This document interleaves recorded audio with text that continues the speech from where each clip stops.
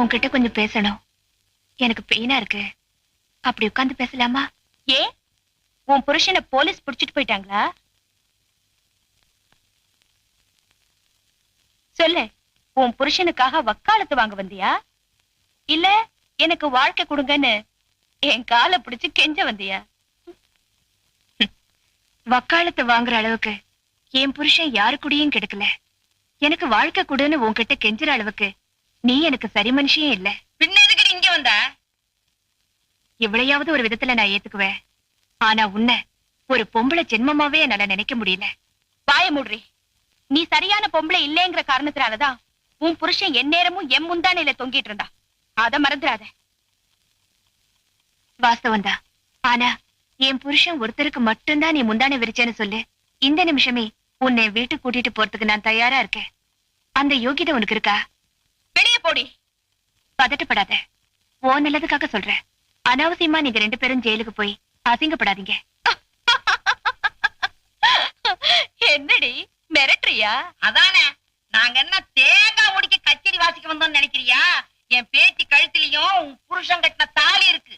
அது ஒன்ன வச்சுக்கிட்ட உன் புருஷன் வண்ட வார்த்தை தண்ட வார்த்தையில ஏத்திடுவோம் தெரியுமா?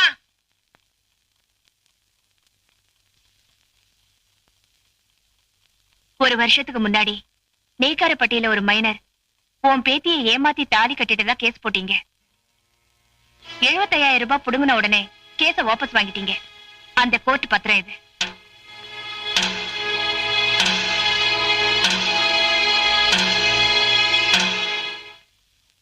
மைனர் விவகாரம் முடிஞ்சு 3 மாசம் கழிச்சு ஈரோடு மஞ்சள் வியாபாரி கிட்ட இதே மாதிரி தகராறு பண்ணி பஞ்சாயத்து மூலமா 50,000 ரூபாய் வாங்கிருக்கீங்க. அந்த பத்திரம் இது.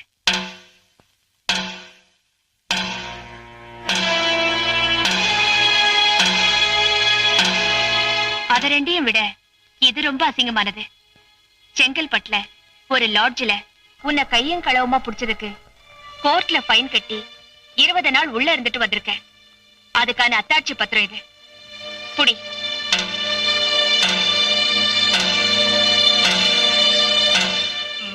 நீ ஒண்ணு கவலைப்படாத. இப்ப என்னடி பண்ணுவ? அதெல்லாம் டூப்ளிகேட் தான். ஒரிஜினல் வீட்ல இருக்கு. வாய பொளக்காத. எல்லா அப்பாவும் தம் பொண்ணை கட்டி கொடுத்த பிறகு பிறக்க போற பேர குழந்தைக்காக ஜாதகம் பாப்பாங்க. ஆனா எங்க அப்பாவுக்கு உங்க 2 பேரோட ஜாதகத்தை தேடுறதுக்கே நேரம் சரியா இருந்தது.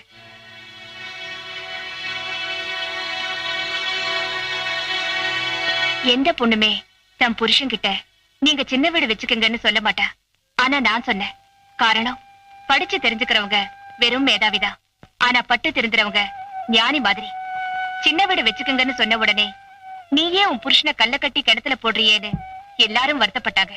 ஆனா நான் கல்ல கட்டி அவரை கிணத்துல போடல, கைத்த கட்டிதான் வீசினேன். எப்போ வேணாலும் திருப்பி இழுக்கலாங்கிற நம்பிக்கை எனக்கு இருந்தது. அந்த நம்பிக்கை வீண் போகல.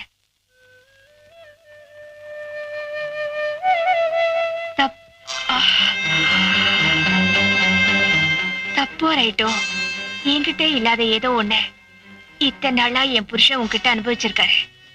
அதுக்கு தேவை உனக்கு கூலிதான், தாலி இல்ல. இன்னும் 1/2 மணி நேரம் டைம் தரேன். அதுக்குள்ள என் புருஷன் வெளியே வர்றதா இல்ல நீங்க 2 பேரும் உள்ள போறதான்னு நீ ஏன் முடிவு பண்ண?